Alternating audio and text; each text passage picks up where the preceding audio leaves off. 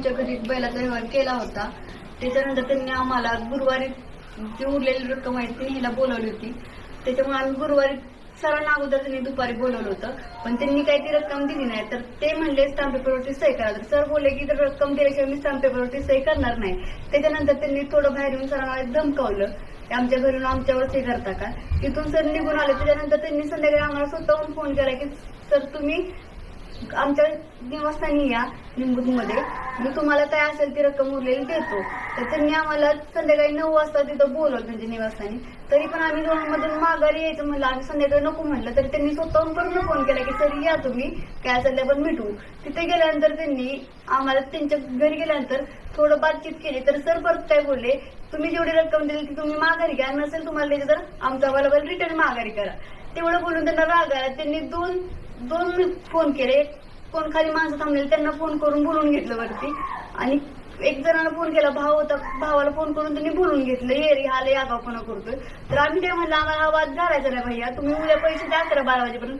भैया पण म्हणले हो देतो तुम्हाला उद्या 11-12 वाजेपर्यंत या तुम्ही. तिथून आम्ही गाडीपाशी गेलो. तेवढ्यात त्यांचा भाऊ तिकडून आला पळत, आणि ती माणसं पण आली आलती ना मारण्यासाठी.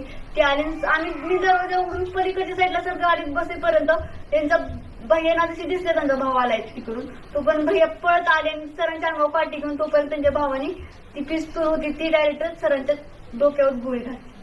माझ्या मुलीसमोर माझ्या समोर त्यांनी खूप मोठा अन्याय केला. मला न्याय भेटलाच पाहिजे. आज माणूस इथे नाही आहे, पण तो काकड्याला लवकरात लवकर अटक झालीच पाहिजे, परत गाडीत शिक्षा झालीच पाहिजे. त्यांनी साधा हात पण लावला नाही त्यांना उचलताना. गाडीत पास होताना त्यांनी पाठीवरून लाथाने ढकलले त्यांना आतमध्ये गाडीत. त्यांना फाशी शिक्षा झालीच पाहिजे. काकड्यांची जी फॅमिली ना ती राजकारणी दबाव खाली, त्याच्यामुळे ते आमच्या राज्यात दबाव आणत आहेत. आणि माझी महाराष्ट्रातील गृहमंत्री मुख्यमंत्री यांना विनंती आहे की तुम्ही याच्यात लक्ष दिलं पाहिजे. कारण की मला व माझ्या मुलीसमोर त्यांनी तिच्या वडिलांना गोळी घातली आहे. त्याच्यामुळे आमच्या पण जीवाला धोका आहे त्यांच्यापासून. त्याच्यामुळे महाराष्ट्रातील मुख्यमंत्री गृहमंत्री यांनी थोड्याच्यात लक्ष दिलं पाहिजे.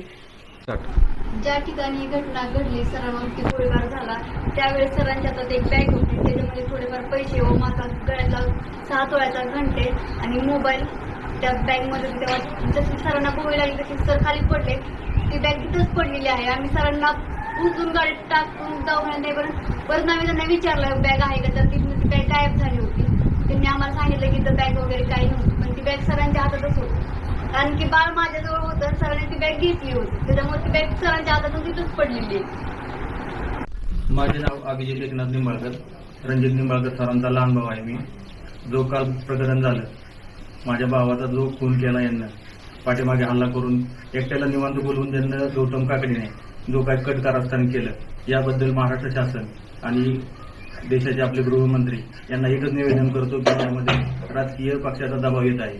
त्यामध्ये तुम्ही पूर्णपणे लक्ष देऊन आम्हाला याचा न्याय मिळाला पाहिजे, एवढीच मी विनंती करतो. आम्हाला जर न्याय लवकर नाही मिळाला तर आम्ही मंत्रालयाच्या समोर येऊन आंदोलन करू. आम्हाला मंत्रालयासमोर आंदोलन केल्याशिवाय पर्याय नाही राहणार.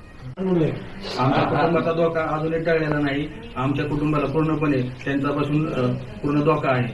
आणि जर असं काही झालं तर मंत्रालयासमोर येऊन आम्हाला आत्महत्या केल्याशिवाय काही पर्याय राहणार नाही.